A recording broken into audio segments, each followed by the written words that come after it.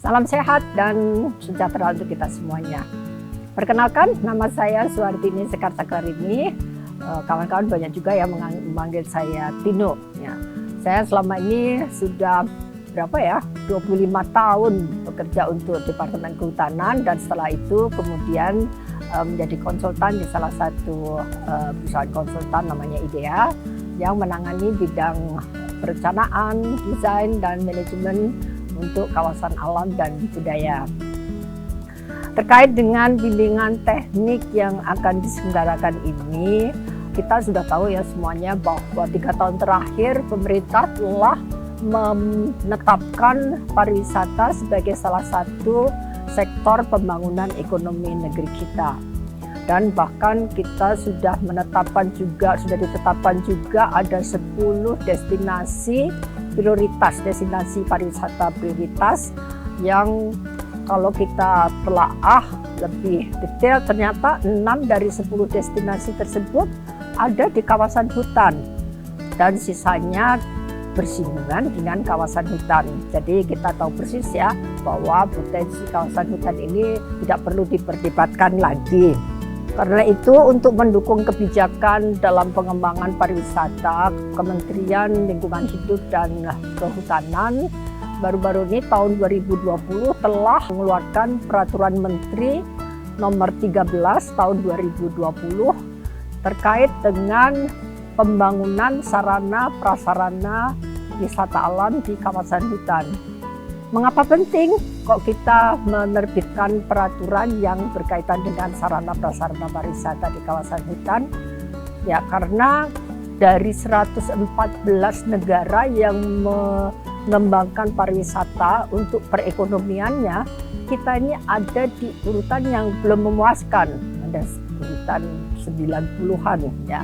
Artinya bahwa dalam hal atau konteks sarana dan prasarana ternyata kita masih perlu pertajam lagi bagaimana sarana prasarana ini dapat memberikan kepuasan kepada pengunjungnya.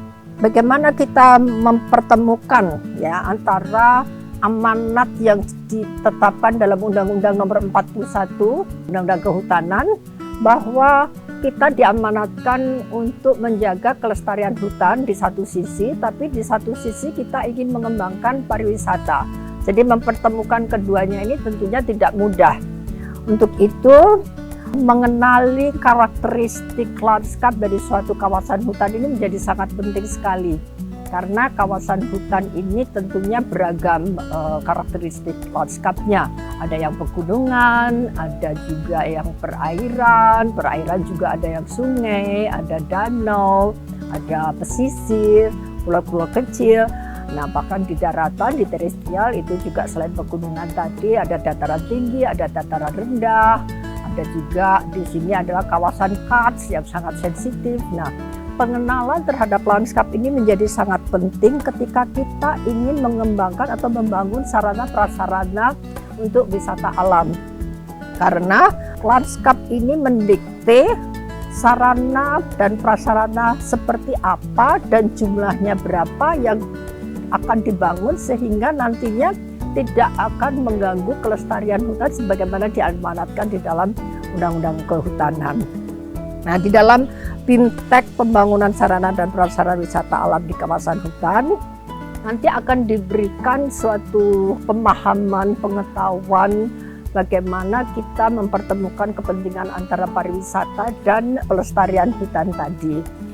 Nah, BIMTEK ini tentunya menjadi sarana yang penting sekali dan akan menjadi satu pelatihan yang sangat menarik dengan kemudian juga persyaratan yang semakin ketat ketika kita pandemi ini dengan adanya tuntutan untuk lebih memperhatikan 4 persyaratan, yaitu masalah kebersihan, cleanliness, kemudian mengenai kesehatan, healthy, kemudian keamanan, safety, dan yang terakhir adalah lingkungan itu sendiri. Jadi ini sudah dikenal dengan CHSE atau CHSE. Nah, kemudian itulah yang akan menjadi salah satu mengapa pelatihan ini akan menjadi sangat menarik karena menjanjikan untuk mereka yang nanti akan terjun dan akan mengembangkan dirinya dalam pengembangan pariwisata dan khususnya untuk membangun sarana prasarananya. Demikian perkenalan dari salah satu narasumber, dan untuk itu sampai jumpa nanti di dalam BIMTEK mendatang. Tetap jaga kesehatan dan tetap semangat. Terima kasih.